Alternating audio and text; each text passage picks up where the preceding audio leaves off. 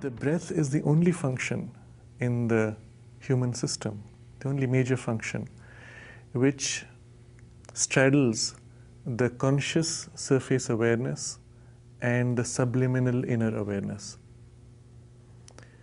When we are not conscious of breath, it's going on automatically. And it's intimately connected to the whole state of the body. It reflects that and it modifies that. But you can at any point take over this process and make it conscious. And by using it as a lever, modify the whole internal state of your being.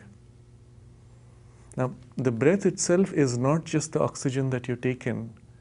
The ingoing breath is taking in the physical air and the life force. The two are layered on each other. And by controlling the kind of life force that you take in, you control the life energy flows within you. And by controlling life energy's flows, you can modify the physical state and the mental state, because both are controlled by the same energy.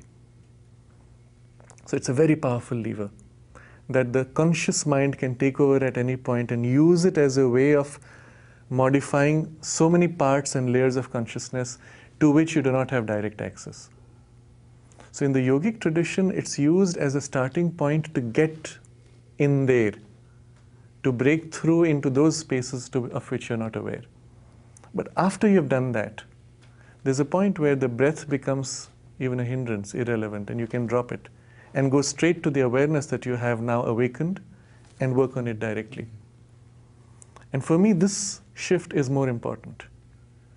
There are a very large number of people who take a technique, a method such as breathing, and then get stuck with the technique and miss the point of where the technique has to take you. I'll just give an example here because this is so central to any practice. There are people, for example, who use breath as a way of quieting the mind, and it's very powerful if you try to do it.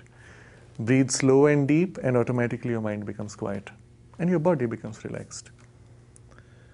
But if you start just focusing on the breathing, and you're counting, oh, is this the 3rd breath, and the 100th breath, and the 200th breath, your mind is on the breathing, not on the thing you were looking for. And the effect is that much less. But if your whole attention, your intention is on quieting the mind, and then you use the breath, then the breath acts as a lever, but it's the intention which does the real thing. So ultimately, you have to disengage from the technique and direct the intentionality itself upon your purpose. And that's the thing which opens out the experience, whatever the experience.